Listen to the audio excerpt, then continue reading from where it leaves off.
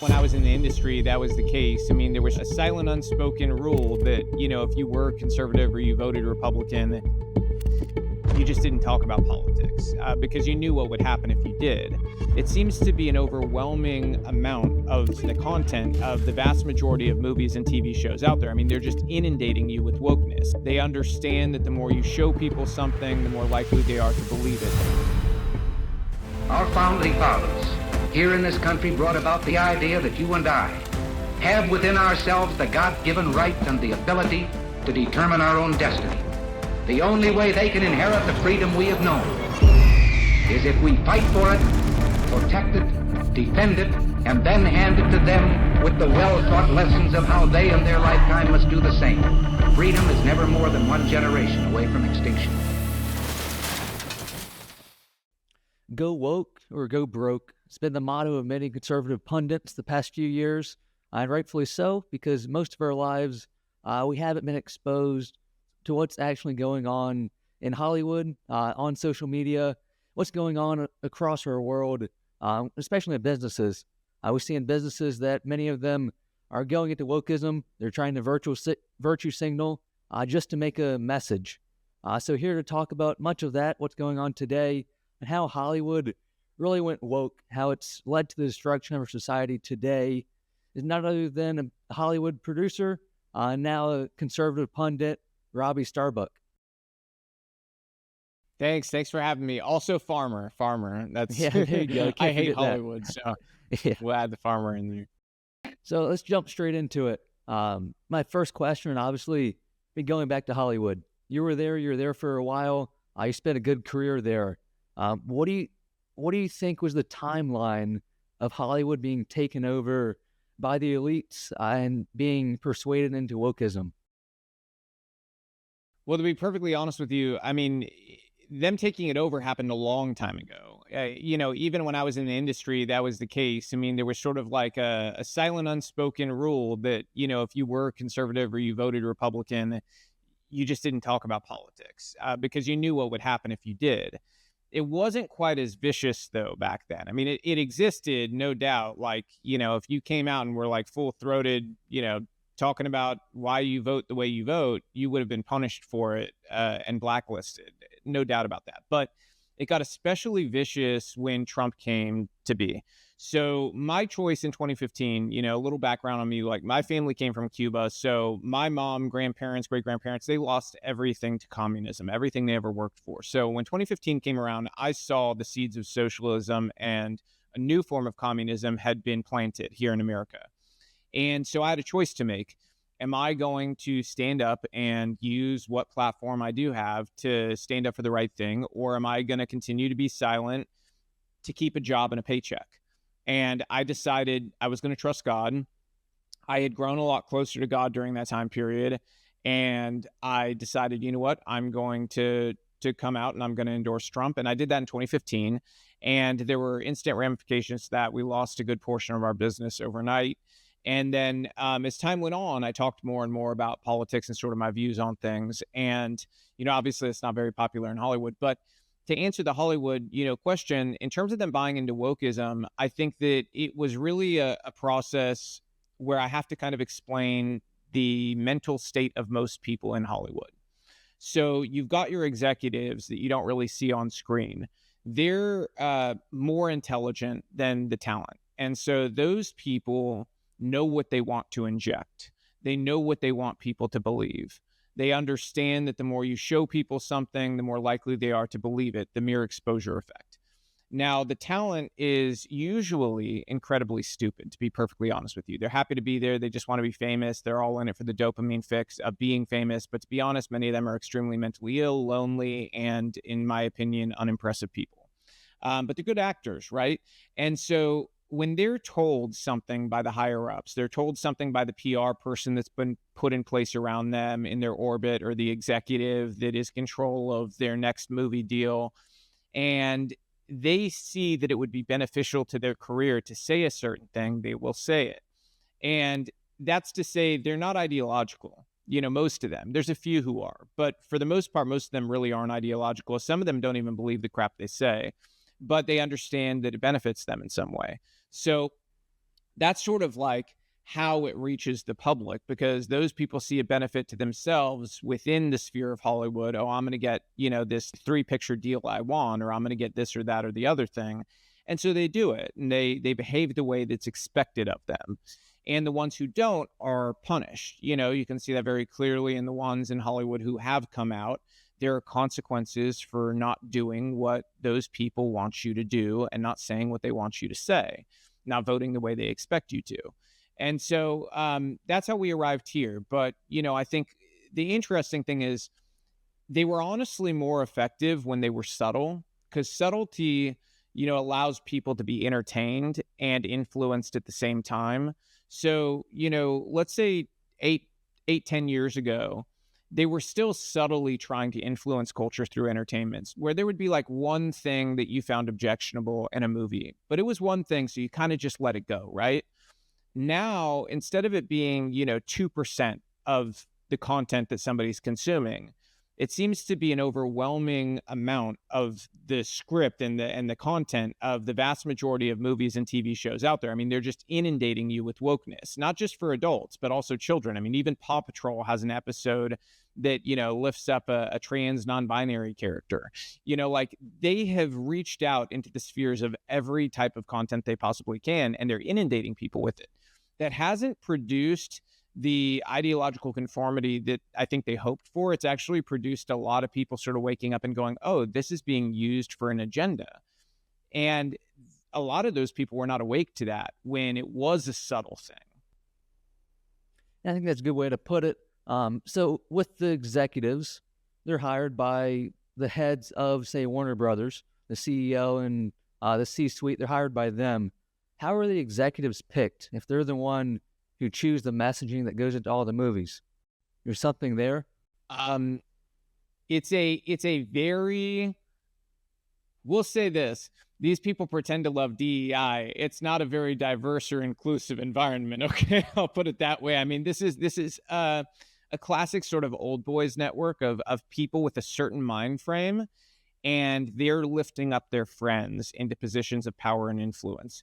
But I will say this, they're not stupid. I'll say when people are dumb, these people aren't dumb. They made a tactical mistake, in my opinion, going as far as they've gone with it, making it just such an assault on every front, because it made some people wake up and go, oh, wait, something's going on here. This is not right.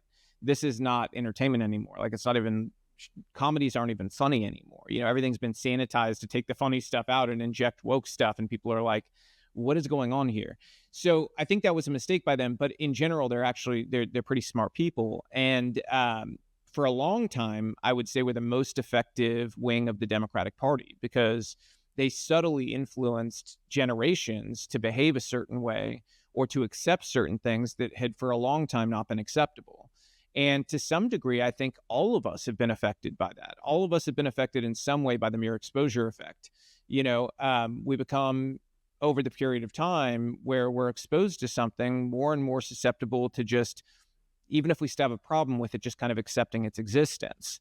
So on some level, I think they were very effective in the past, and I think now that effectiveness is waning. And would you say, you said Hollywood used to be the biggest arm in the Democratic Party. Would you say social media has taken that from them in recent years? I wouldn't say social media. I would say big tech, because big tech at large has tools and abilities to do things that the average person doesn't really consider. The amount of votes that Google can shift just by somebody searching, what are the policies of Donald Trump and Kamala Harris? And the way that it's all framed, and how they choose to organize things and the results that people see, that shifts millions of votes. Okay, so big tech companies have a large influence in many different ways. Again, going back to the premise of what I said, where they went too far, going too far and assaulting on all fronts the way they have has led to something else that's really dangerous for them, and that's that they've created opposition. So going as far as they've gone has inspired people like Elon Musk to buy X. It's inspired other people in the tech world who feel like, okay, it's now or never, to speak out and to endorse Trump or to get behind conservative policy. And so In the Hollywood sense, it's created natural competitors. Now there's companies that are, sort of fighting to take over that audience who just wants to be entertained again, non-woke entertainment. And then you've got explicitly right-wing entertainment now that's actually decent. For a long time, I'd say all of all of American history, the right has not been good at creating content, if we're being perfectly honest. A lot of the movies created were really embarrassingly low quality and so on and so forth.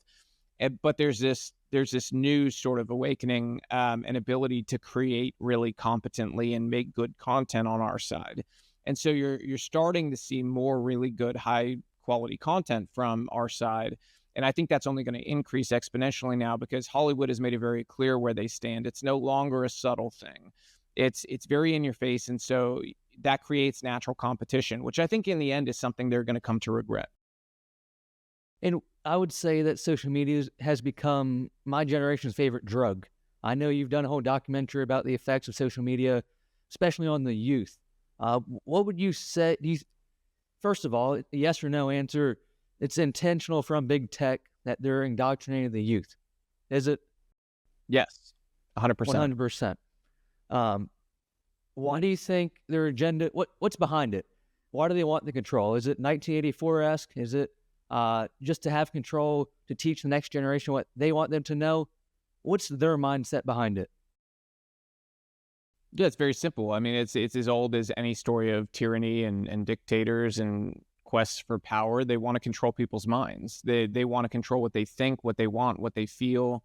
They want to control their views on every other issue they can possibly control it on. So at the end of the day, if you have that, you're this puppet master that can control a really influential group of people who are going to grow up and are going to take really important positions of power. And I think that that's something that's incredibly dangerous. And it's why we, spoke about it in the film. In the documentary, I watched a few bits of it before the interview. What are the biggest effects that we're seeing on my generation today that we can't really reverse? Or if we can reverse, what can we do about it? Well, I don't think you can put the genie back in the bottle on what they've done with, the gender confusion. Because I think, you're talking about people who have gone through this that are going to be medical patients for life, whether they detransition or they continue in the delusion they're stuck in. So that's a process you can't roll back. It happened. And I think that there just has to be accountability for it in the future because people are waking up to how wrong it is. And, we're getting laws passed. We got a law passed here in Tennessee to ban this type of abuse. But I think, there has to be sort of an accountability process. And that's what I think we're going to see in the future, but you can't roll back on it. Now, when it comes to social media, it's fundamentally altered the ability for even simple things like, attention span. It's changed relationships as a byproduct of that. Porn at the fingertips of young people has fundamentally altered their idea of what is healthy and what's not healthy when it comes to intimate relationships. So there's a number of different things that have been altered by the course of what we've allowed to happen and to be pushed on young people. And I think all of it is a problem we're going to be dealing with for decades. I think even if we're able to roll back some of the crazy policies and we're able to get back to a place of sanity, you still have to deal with the aftershocks of what happened. That's not going to go away. So even in a best case scenario, you're going to deal with aftershocks. And I think that that's something we have to be cognizant of. And we also have to be there for these people. Like people are waking up every day to having been lied to by the legacy media, having been lied to by the Democratic Party, having been lied to by every government institution that was held up to us as some paragon of virtue and truth, when in reality, they've been lying through their teeth for decades and decades. So people are waking up to the indoctrination that they experienced in school and any number of different things. So we have to be there to sort of be like, hey, no matter when you woke up, we're happy you woke up, and you're part of the team and we welcome you with open arms. So we've got to be a welcoming movement of people that are ready to embrace the people who are waking up and say, like, we're glad you're here. And when I talk to other young people my age or older, younger, or whatever, I think a lot of people do realize this, but they just feel like they can't do anything. They feel like they can't fight back. The other side's already won, and they don't know what to say to their other peers once they've realized it themselves. So what would you say to young people who have realized it themselves and are trying to help other young people? What would you say to them that they can actually do to help and wake others up? Well, I mean, if you have a friend who thinks that, it's hopeless and there's no use in fighting, just give them some historical precedent. I mean, I think there's many examples in history of David versus Goliath fights, but to be honest, what's kind of funny about this is it's not even really a David versus Goliath fight, because there are so many more of us than there are of the people who are orchestrating this madness. The group of people who are orchestrating this madness on a global level can probably be pinned down to less than 1,000 people, okay, who are like the architects of this, the people who have put this all in motion and truly have enough power to influence massive numbers of people, okay? Let's be charitable, though, and say it's 5,000 people. How many of us are there? Just normal people who have had enough, who are sick of it. Millions. I mean, we outnumber them millions to one. Millions to one. So for us to think that's a task we can't possibly overcome is just not thinking about the reality of the numbers. I mean, just look at the numbers. It's actually kind of absurd that we haven't tried to destroy this, more ferociously, because we have the numbers. So, I think that's something they need to be aware of and reminded of, that, the numbers are actually in our favor. And I think that even if they weren't, though, there's something really, people talk about how, like, men, we think about Rome all the time, and ancient Rome or Greece. And it's kind of funny, I think part of the attraction for a lot of men to that is that honor and virtue existed, at least in the historical records, of the way that warriors behaved then. And I think there's something really alluring about that. And so, I think if people today can take anything from history, take the courage of people who did greater things than you and who made history, and try to adopt yourself to have some of that courage, just a piece of it. And so even if it was insurmountable, like,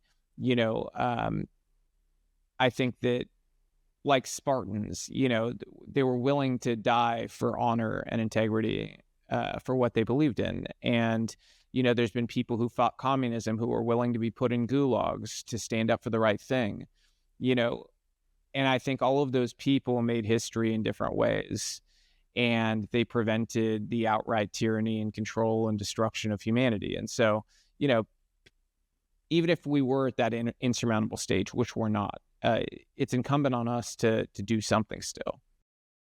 And I think courage is one of the biggest things young people lack today. Young people, especially my generation, don't really have much courage. I think the biggest way to overcome that is just going out and seeing the effects of it, whether it's one person who's reached or it's 10,000, whatever it may be.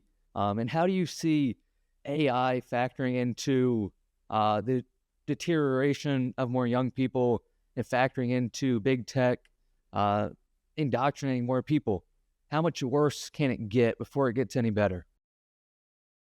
Well, I'm of the mind that AI is probably going to be one of the top political issues, if not the top political issue of your generation. When it comes to, looking at where do people stand on this in terms of whether you want to vote for them or not.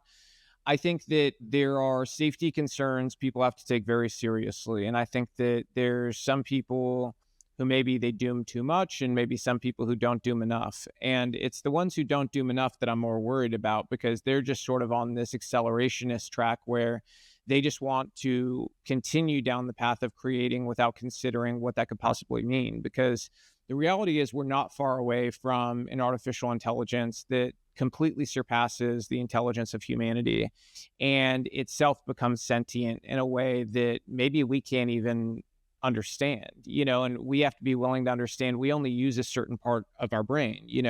The average human, I mean, we use way less than even 20%. We don't even use that much of our brain. Now imagine a sentient AI who uses far more, capacity for thinking than we ever possibly could, even if we combined our intelligence. We wouldn't even be able to conceive of or understand what it was doing and how it may use us, or how it may self-replicate to control or enslave even humanity. And so there's a lot of things you have to go through when you consider the safety of AI and the advancements, because it's advancing at a rate we've never seen with technology. I do also think that if done responsibly, AI could be a massive benefit for society. It's a matter of how you do things, and I think that's really the key, is how do we approach it responsibly and with safety as the top concern.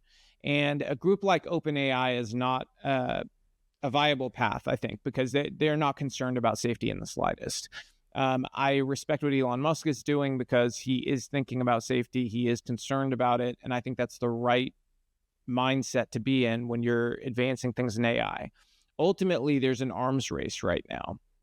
And that arms race is taking place between all the tech companies to figure out who is going to be the Google of AI, who's going to be the dominant force in the marketplace, who's going to be the iPhone, if you will, of the AI world. When that's decided, that company will probably become the most powerful company on earth without question. It'll have its hands and tentacles in everything that every other company does, every government does. It will have access to secrets and things that nobody's ever had at the level that it will have them. And so that's why you see these tech companies spending absurd amounts of money you've never heard of a company spending before on this arms race, because they all want to be that company. They understand what it means if they win the AI war and they become that company. That's why you see safety not really as a top line concern for them. They're more concerned about being that company that basically can have a type of power no company has ever had before. And I think it is a major concern, and young people should be thinking about how it's going to affect their job prospects, their freedom, really. I think that should be a top line concern for them. If we continue at the rate we're at with advancement and not think about safety, and we end up with a hyper intelligent AI that is sentient and does decide that human beings are something that inhibits their way of life as an AI, they may decide to do things with us that none of us really want to talk about right now. And I think the young people need to be thinking about that to come to the conclusion of what their own beliefs are about AI. I agree with you there. And I think we should be investing in that next AI, whoever it is, the new Netflix. Get in on it while it's early. But I want to touch on this while we got a few minutes left. John Deere, Harley Davidson have gone woke. What's going on there? And I sent my buddy, who's also a farmer back in Delaware, where I'm from, a screenshot. I think it was your post about the John Deere stuff. He was shocked to find that out, because every time he's plowing the field, it's always on a John Deere. So can you break down what's going on with John Deere, Harley Davidson, these few other companies out there who have really been the pinnacle just of Americanism, who have now gone to the left? Well, I don't think it's a mistake that the three companies we're talking about all had CEOs come in during COVID. All of them embraced radical far left DEI policies that essentially act as a Trojan horse for far left policy. In a sense, it's almost the introduction of a new form of communism, because in the old ways, the party spread their ideology by controlling the means of production, so by controlling companies. Now, though, they don't need to do that. They can spread their ideology through things like DEI throughout these companies, and thereby control the behaviors of these companies, because they've created ideological conformity within the companies. So why do you need to take control of the means of production if you've created total ideological conformity at the top levels? You don't need to do that. So you don't need to take on the PR or optics hit of being an outright communist. You can just pretend you're not a communist and get total control through controlling people's minds. And so that's what I believe is underpinning the push of DEI, but it all accelerated after George Floyd, and a lot of companies adopted these DEI policies that, bring in far left speakers, far left resources, donate to pride events, donate to transgenderism for kids. Some of them even fund transition procedures. All of this stuff at once great American companies is unthinkable to a lot of people, but that's the reality. These people are activists. In the case of Harley Davidson, their CEO is an outright activist. He formed the B Team with Richard Branson. The B Team, their explicit purpose and goal is to bring these far left policies and belief systems into corporations on a global scale. So they're doing that. And they believe in erasing the leaders of the past, bringing in new leaders who are all woke activists, and pushing their ideology. I should say forcing their ideology into every one of these workplaces, so that every person who goes into these workplaces is pitted into different groups of, you're either going to conform to be accepted, or you're going to shut your mouth and learn that your place is to be quiet and never disagree with the truth because we define the truth. Or the third group is the people who are brave that speak up, identify them, sift them out, replace them with ideological conformity. So that's what's happening among many of these companies. So they're building, essentially an ideological activist army and groups of people who will shut their mouths. And that's what we're fighting against. And the only way out of this is through, we need to wake up the customers, show them what's going on, and remind these companies that they need these people walking through their doors. BlackRock's not walking through to buy your products. State Street's not walking through to buy your products. Vanguard's not walking through to buy your products. None of these LGBTQ plus, identity groups are walking through to buy your products. Individual human beings are. And for many of these companies, that means a vast majority of conservatives. Those are the companies we're focused on right now to bring them back to sanity, because we can shift this window of what's acceptable, the Overton window, if you will, of what is acceptable within corporate America. We're going to move it.